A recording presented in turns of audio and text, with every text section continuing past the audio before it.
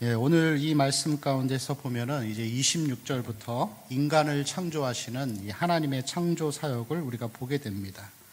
그런데 이 인간을 창조하실 때 하나님께서 다른 모든 피조물과 구별되는 한 가지 차이점이 있습니다. 그게 뭐냐면은 26절을 보실까요? 26절을 보시면은 하나님이 이르시되 우리의 형상을 따라 우리의 모양대로 우리가 사람을 만들고 이렇게 모든 것을 어떻게 하자고요? 다스리게 하자 하시고 계획을 하십니다. 계획을 먼저 하시는 거예요. 다른 창조물들은 어떻게 창조하셨죠? 하나님이 창조하셨다. 이렇게 끝나는데 이 인간을 창조하실 때는 하나님이 이 즉석에서 한 번에 만드신 것이 아니라 먼저 삼위 하나님께서 계획을 하십니다. 그리고서는 27절에 하나님이 자기 형상 곧 하나님의 형상대로 사람을 창조하시죠. 계획을 하신 다음에 하나님이 창조를 실행하십니다. 여러분, 이 성경에서는 다른 모든 창조물과 다르게 하나님이 사람을 창조하시는 이 사역은 계획이 반드시 먼저 선행되고 그 다음에 실행이 됩니다. 이것은 우리의 구원의 사역과도 동일하게 적용될 수가 있는데 이 디모데후서 1장 9절 말씀을 보면은 하나님이 창세전에 우리를 계획하셨다고 말씀하십니다. 그래서 디모데후서 1장 9절 한번 같이 읽어볼까요? 시작. 하나님이 우리를 구원하사 거룩하신 소명으로 부르심은 영원전부터 그리스도 예수 안에서 우리에게 주신 은혜대로 하심이라. 아멘.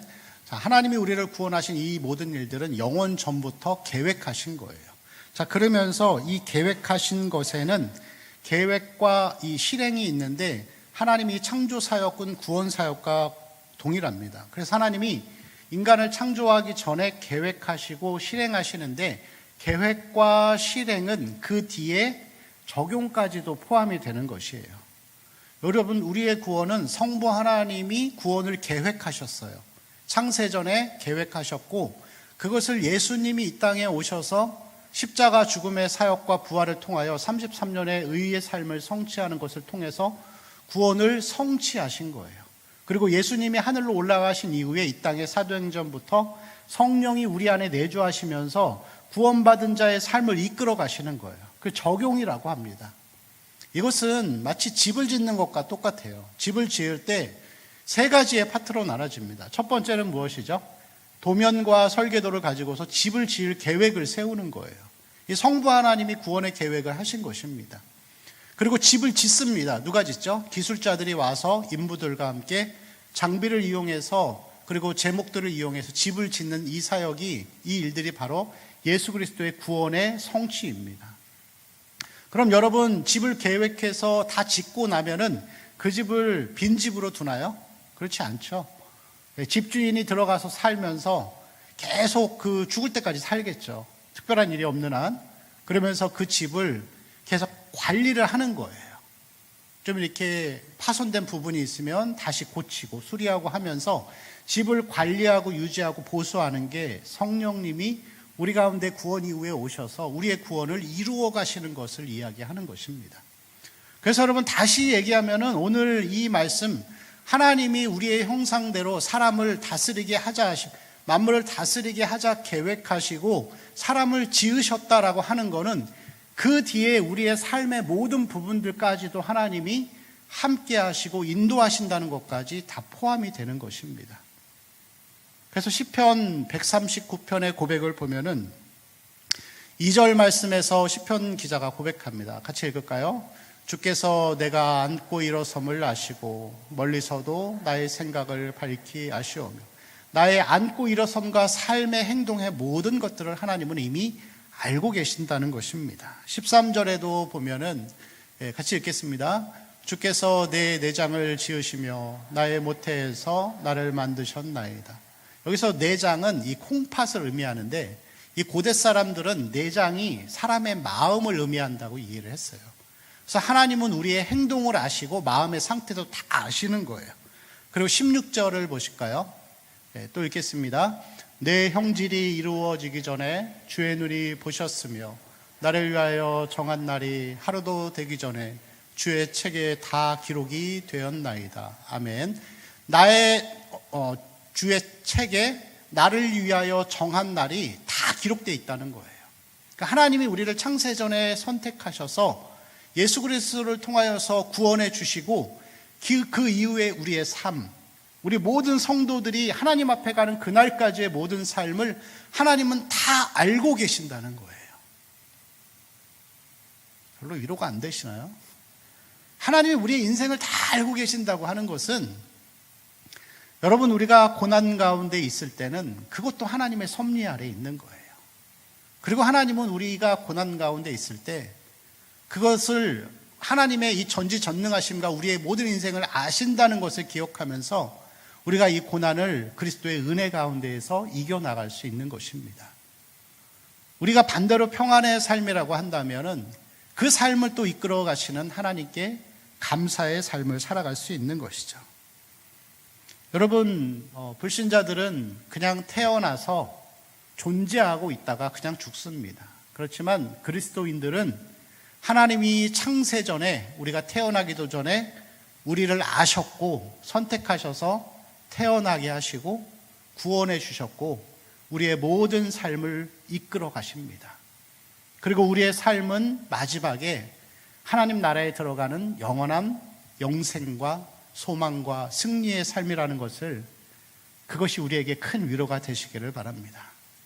때로는 우리 가운데 많은 이해할 수 없는 어려움들이 있지만 그 가운데에서도 우리의 모든 것을 다 알고 계시는 전능하신 하나님 앞에서 우리가 그 하나님을 묵상하며 날마다 은혜 가운데 또 감사함으로 살아가는 그런 우리의 삶이 되어야 할 줄로 믿습니다. 하나님이 우리를 그렇게 사랑하시고 계획하시고 함께 하시는데, 이 하나님께서 우리에게 단순하게 이 삶을 살아가는데 그냥 살아가는 것이 아니라 살아갈 이유, 태어날 이유를 주셨습니다. 우리 27절을 한 번 더 같이 읽을까요? 27절 시작. 하나님이 자기의 형상 곧 하나님의 형상대로 여자를 창조하시고. 아멘. 자, 다른 피조물들은 동일하게 하나님이 창조하셨다 이렇게 시작을 합니다. 영어 성경으로 봐도. 그런데 사람을 지을 때는 하나님이 창조하셨다라는 단어가 등장하지 않고 하나님의 형상을 따라 그렇게 지었다는 거예요. 여러분, 우리는 하나님의 형상대로 지음받은 자입니다. 그럼 여기서 하나님의 형상은 뭐죠? 하나님과 우리 얼굴이 닮았나요? 그런 건 아니겠죠. 여기서 형상이라고 하는 것은 동물에게는 부여되지 않은 어떤 신적 감각을 이야기하는 거예요. 그래서 양심, 우리한테는 양심이 있잖아요. 그리고 도덕적인 의식과 사고하는 능력, 그리고 하나님을 예배할 수 있는 그러한 지성들, 그리고 영적인 분별력, 정서적인 이해, 공감, 사랑하는 마음, 이런 것들이 있는 거예요. 그래서 여러분, 우리가 이 하나님의 형상이라고 하는 것은 지성을 이야기하는 것입니다. 우리의 지성을 통하여 생각하고 사고하고 하나님을 예배하고. 왜 여러분 하나님이 성경을 글로 주셨을까요? 읽고 생각하라는 거예요. 하나님이 어떤 분이신지를 기억하라는 거예요. 여러분, 신앙이 깊어지고 신앙이 성숙하면 성숙할수록 지성이 굉장히 뛰어난 사람이 됩니다. 그래서 역사 속에 훌륭했던 어떤 한 목사님은 주일날 아침에 이 예배를 준비하기 위해서 거울 앞에서 이렇게 넥타이를 매다가 갑자기 영적인 침체가 무엇인가에 대한 주제가 확 떠올라서 그때 머릿속에 들어가 있는 스쳐가는 생각들을 가지고서 책을 썼어요. 그 500페이지가 넘는 책을 썼는데 그 책이 영적 침체라는 책입니다. 온전히 머리 안에 있는 생각만으로 책을 한 권 만든 거예요. 여러분, 요즘에는 아이들이 그 뉴스 기사를 보니까 요즘 이 중고생들 가운데에서 33%가 문장을 이해를 못한대요. 이렇게 막 글을 이렇게 글을 문제가 나오면은 국어 시험이나 이런 걸 볼 때 그 전체적인 맥락을 이해를 못하는 거예요. 이 사고력이 약한 거예요. 왜 그렇죠? 뭔가 이해가 안 되면은 뭘 보죠? 유튜브 보면 다 나오거든요. 동영상으로 사람들이 나와서 설명하는 거예요. 그래서 이 자기가 글을 읽고 손으로 쓰는 거에 익숙하지 않고 보고 듣는 것에 익숙하다 보니까 보는 감각은 좋아지는데 사고 능력이 약해지는 거예요. 그게 여러분 하나님의 형상에서 멀어져 가는 거예요. 이 교회도 똑같습니다. 요즘에 성도들을 보면은 설교를 하면은 설교 전체 맥락을 이해를 잘 못하더라고요. 그 설교를 다 잘라 들어요. 잘라 들어가지고 자기는 요게 은혜가 됐다. 이 전체 맥락, 그런 대답이 나오면 안 되는데 자꾸만 나는 요게 은혜가 됐다라는 말씀을 많이들 하세요.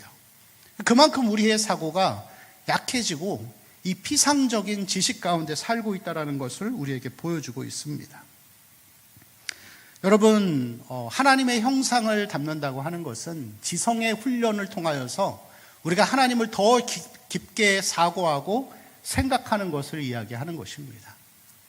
우리가 아까 읽었던 시편 139편, 이 시편 기자의 고백도 계속해서 그 하나님의 전능하심과 존귀하심과 어디에나 계심을 묵상하면서 그 생각 가운데, 그 묵상 가운데 하나님에 대한 생각으로 압도되었던 것을 고백한 것이 시편 139편의 고백입니다. 여러분, 이 손으로 글씨를 많이 쓰셔야 돼요. 그리고 성경을 많이 읽으셔야 합니다. 제가 예전에 이 신학교 다니면서 공부하는 친구들끼리 늘 그런 얘기를 했었습니다. 손은 제2의 뇌라고. 그래서 설교 준비할 때도 저는 지금도 손으로 다 씁니다. 손으로 쓰고, 그리고 이 책을 정리할 때도 책을 읽으면서 읽는 것에서 끝나지 않고 책을 다 손으로 정리를 했어요. 그래가지고 그런 훈련들을 통해서 이 자꾸만 지성을 개발해야 되는 거예요. 여러분, 그거는 목회자만의 몫이 아니라 하나님의 형상을 닮은 우리들은 이러한 이 형상, 지성을 우리가 강화시키고 하나님을 더 바르게 이해하고 성경을 더 전체적으로 이해할 수 있도록 하는 훈련이 되어야 하는 것이죠. 굉장히 우리에게 있어서 중요한 부분이라고 할 수가 있습니다. 여러분, 이 형상, 하나님의 형상, 우리는 하나님의 형상입니다. 형상의 목적이 무엇이죠? 형상의 목적? 다니엘서에서 보면은 이 느부갓네살 왕이 금신상으로 자기 형상을 새겨서 전국에 세워둡니다. 그리고 사람들로 하여금 형상에게 절을 하게 하는 것이죠. 제가 초등학교를 다닐 때 저희가 다니던 학교에는 이순신 동상이 있었습니다. 그러면 이순신 동상을 보면서 무슨 생각을 할까요? 와, 동상이 멋있다 이렇게 생각할까요? 그게 아니겠죠. 그 이순신 동상을 보면서 실제적으로 역사에서 훌륭하셨던 이순신 장군이 어떤 분인지를 기억하는 거예요. 그래서 여러분, 이 형상이라는 존재는 실체를 높이는 역할을 하는 거예요. 형상이 높아지는 게 아니라 실체를 높이는 거예요. 그 우리의 실체는 누구시죠? 하나님이시죠. 우리는 형상입니다. 우리의 형상과 우리의 모습을 통하여서 사람들로 하여금 하나님을 보게 하는 거예요. 그게 형상의 그러한 목적이라고 할 수가 있습니다. 하나님의 일이 이 형상을 통해서 완수되게 하는 거예요. 그래서 여러분 보면은 하나님은 그런 말씀 많이 들어보셨죠? 하나님은 사람을 통해서 일하신다고. 하나님의 형상인 우리가 지성으로 훈련되어지고 여러 가지 하나님 앞에 사명의 순종의 삶을 살아가는 것을 통해서 실체이신 하나님을 높이게 하는 거예요. 그래서 인간의 제일 되는 목적은 뭐라고요? 하나님을 영화롭게 하고 영원토록 그를 즐거워하는 것이라고 할 수가 있습니다. 특별히 여러분, 그러면 우리가 하나님을 높이고 하나님의 형상으로서 하나님을 높이는 방법은 무엇일까요? 28절 우리 같이 또 읽어볼까요? 28절입니다. 시작. 하나님이 그들에게 복을 주시며 생육하고 번성하여 땅에 충만하라.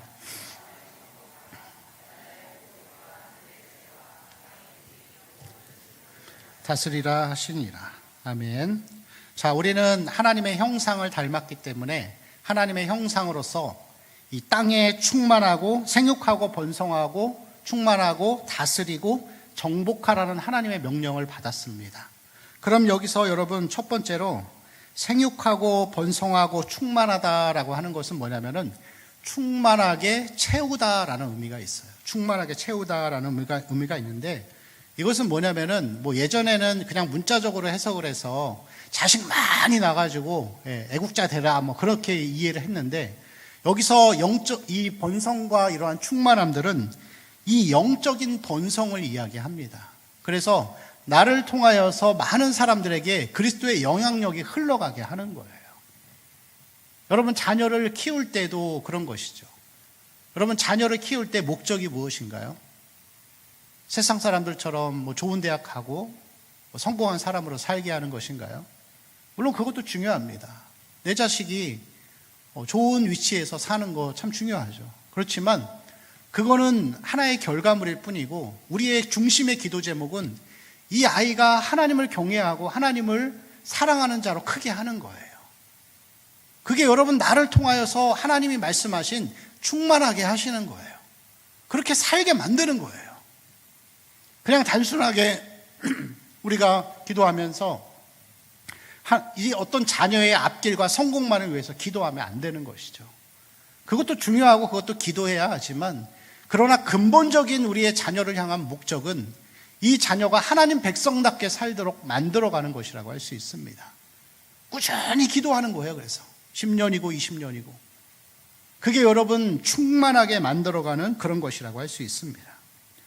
두 번째, 정복하라 다스리라라고 하는 거는 군대 용어인데 군대 용어로서 마태복음 28장의 예수님의 지상명령으로 완성이 됩니다.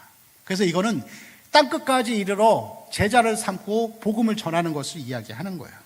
그래서 여러분 이 안에는 우리가 전도하고 선교하고 영혼 구원을 위해서 힘쓰는 모든 일들을 포함하고 있습니다.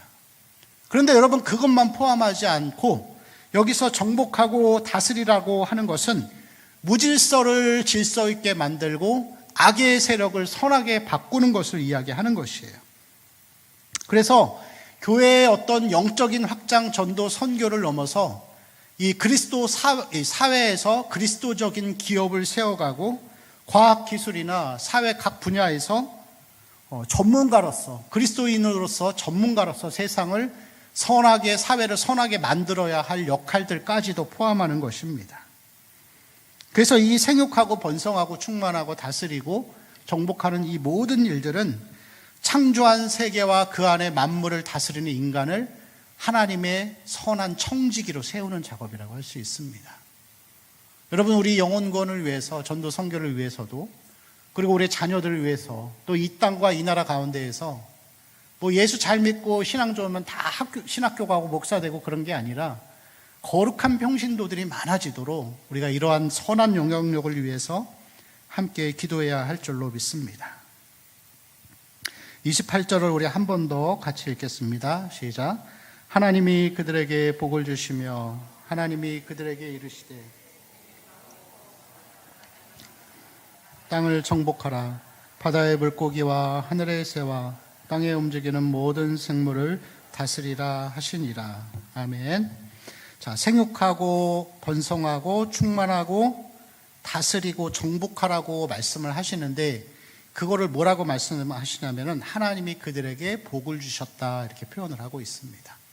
여러분 하나님이 복을 주신 거예요. 생육하고 번성하고 충만하고 다스리고 정복하는 게 하나님의 복을 받은 거예요.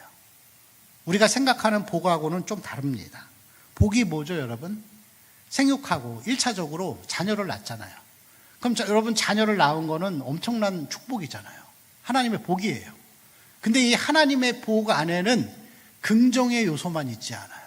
그렇죠? 아이를 낳아서 키우면 아이가 주는 이 기쁨과 행복은 말로 할 수 없어요. 이 아이가 어렸을 때 밥상에 앉아서 밥 먹는 것만 봐도 그 입만 봐도 얼마나 이쁜지 몰라요. 근데 여러분 마냥 이쁘세요? 마냥 이쁘지 않죠.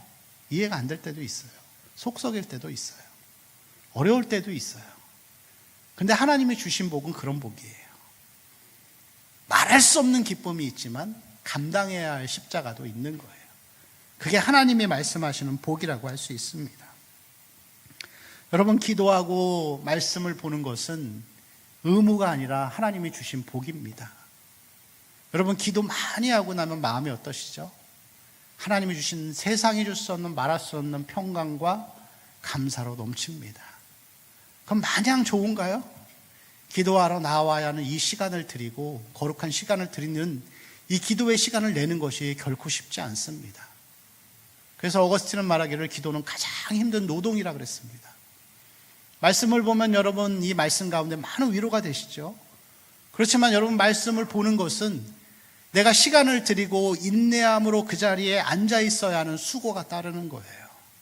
이 두 가지의 요소가 존재하지만 그러나 하나님은 이것을 우리에게 복이라고 말씀하시는 것입니다. 교사로서 우리가 아이들에게 말씀을 가르치고 양육하는 것은 우리가 많은 희생과 헌신을 해야 되는 것이죠. 그렇지만 그 어린아이들이 하나님 말씀 안에서 나의 기도 가운데 하나님 은혜로 자라가는 그것을 볼 때 그것이 하나님의 복이라고 할 수 있습니다. 전도의 대상자, 여전히 기도해도 잘 변하지 않는 우리 사랑하는 가족들, 그러나 그들을 위해 눈물 뿌려 기도하면서 인내하는 가운데 많은 수고와 쓰라림의 시간들을 보내야 하지만, 그러나 때가 되어 하나님의 은혜 가운데 하나님을 알게 되면 그것이 우리에게는 말할 수 없는 기쁨과 감격이 되는 것입니다. 그래서 하나님의 복이라고 하는 것은 단순히 재정이 늘어나고 단시간에 어떤 건강이 회복되어지는 그런 일차적인 것을 넘어서 오랜 수고와 인내 가운데 얻어지는 열매와 결실이라고 할 수가 있습니다. 여러분 지금도 여전히 기도하고 계시죠? 지금도 여전히 여러분 자녀를 위해서 많은 것들을 드리고 계시죠? 영혼 구원을 위해서 힘쓰고 계시죠? 그것이 하나님의 선한 일이기에 결코 땅에 떨어지지 아니하고 언젠가는 하나님이 열매로 반드시 주실 것입니다. 늘 그것을 기억하면서 하나님의 복은 그런 것입니다. 그것을 기억하며 나아가는 삶이 되어야 할 줄로 믿습니다. 자, 29절 마지막으로 한 번 더 읽겠습니다. 시작. 하나님이 이르시되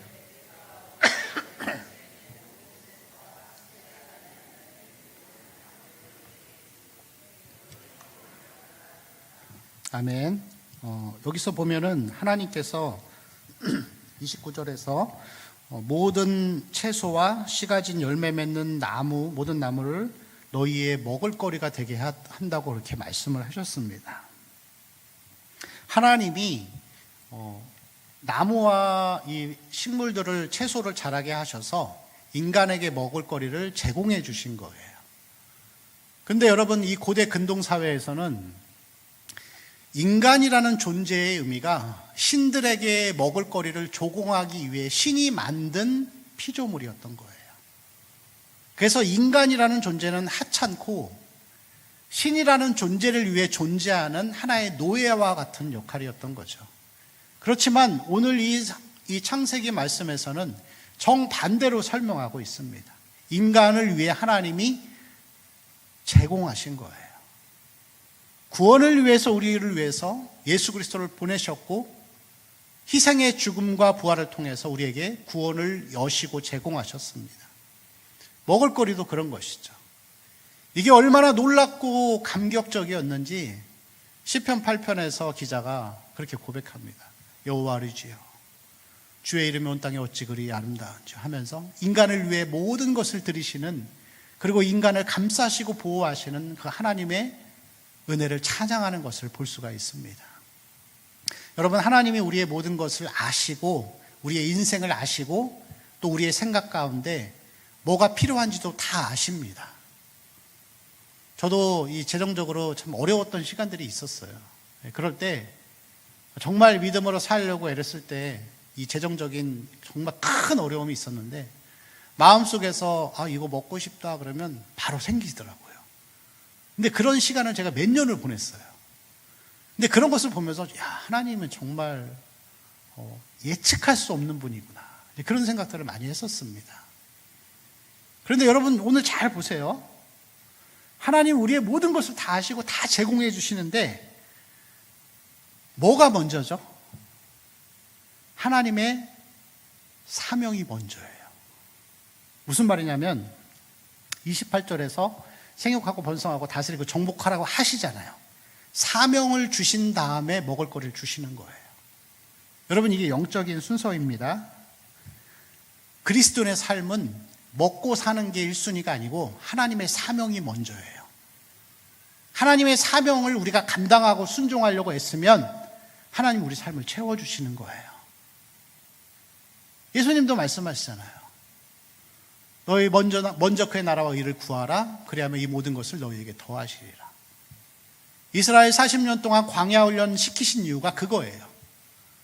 하나님을 의지하면 하나님이 사막에서도 헤어진 옷과 신발을 입지 않게 신지 않게 해주시고, 반석에서도 물이 나오게 하시고, 고기도 양식도 다 주신다. 하나님을 먼저 생각하면. 이 성경의 전체적인 원리가 늘 같은 것을 이야기하는 거예요. 그래서 그리스도인의 삶은 먹고 마시고 하나님 통해서 잘 되는 게 목적이 아니에요. 그게 우리의 목적이 되고, 이 땅에서 복 받는 게 목적이 되면 그게 기복주의고, 그게 우상숭배입니다. 그렇지만 여러분, 성경을 통하여서 하나님은 우리에게 먼저 하나님의 사명과 하나님의 영광을 위해서 하나님의 형상으로서 헌신하고 나아가면 하나님이 우리의 필요와 앞길과 모든 것들을 채워주신다는 거예요. 여러분, 성경은 보통은 이렇게 한 번씩만 언급하고 넘어가는데, 이 성경의 원리들 가운데에서는 반복해서 계속 말씀하시는 것들이 있어요. 오늘 이런 말씀이죠. 사명이 먼저이고 먹을 것을 주시는 거예요. 예수님도 말씀하시잖아요. 먼저 그의 나라와 의를 구하라. 너희가 먹을 것을 위하여 무엇을 입을까, 무엇을 마실까 근심하지 마라. 걱정하지 마라. 생각해 봐라. 들풀을 봐라. 공중의 새를 봐라. 6번, 7번, 8번을 계속 말씀을 하시는 이유는 이게 너무 중요한 원리라는 것을 우리에게 잊지 말라고 얘기를 하는 거예요. 여러분, 그럼에도 계속 말씀하시는 이유는, 성경이 한 가지의 주제를 반복하시는 이유는 이게 너무 중요한 것이기 때문에 반복하시는 것이고, 또 한 가지는 잘 안 되니까 반복을 하시는 거예요. 중요하게 생각하시고서. 여러분, 우리의 삶의 목적은 하나님의 사명입니다. 그리고 그 다음 우리의 삶이에요. 이 듣고 나가셔도 또 잘 안 되실 겁니다. 그렇지만 여러분, 중요한 건 뭐냐면, 이 우선순위를 분명히 우리의 마음에 각인시키고 그렇게 살려고 하나님 앞에 도움을 구하며 기도하고 하나님 앞에 간구하면 하나님이 언젠가 그 순서를 명확하게 세워주세요. 그게 여러분, 영적인 지경을 넓히는 것입니다. 여러분, 그렇게 우리의 순위가 정확하게 바뀌어가는 그 가운데에서 우리가 이 영적인 영토를 넓혀가면서 누리는 그 영적인 든든함과 안정감을 통하여서 우리는 믿음이 자라간다라고 이렇게 표현을 하는 것입니다. 사명이 먼저입니다. 여러분, 우리는 하나님의 형상입니다. 실체가 아니라 하나님의 형상입니다. 늘 이 순서를 우리가 기억하면서 늘 하나님 앞에 하나님의 형상으로서 그 은혜를 기억하며 살아가는 우리 성도들의 삶이 되시기를 축원합니다. 한번 같이 기도하겠습니다. 함께 기도하실 때 우리 하나님 주신 말씀을 기억하면서 우리는 실체가 아니라 하나님의 형상으로 하나님 나라를 위해 부름을 받았사오니 그 사명 순종하며 살아갈 수 있도록, 그리고 삶의 우선순위를 또 다시 정하고 그렇게 주님의 영광을 위해 살아갈 수 있도록 위해서 같이 기도하시고, 또 교회를 위해서 같이 기도하실 때 우리 환우들을 위해서, 그리고 이제 새생명 감사 전도 축제를 위해서도 같이 기도하시고, 교회를 위해서 우리 또 모든 기도의 제목을 놓고 한번 주여 한번 외치고 통성으로 기도하겠습니다. 주여, 살아계신 아버지 하나님,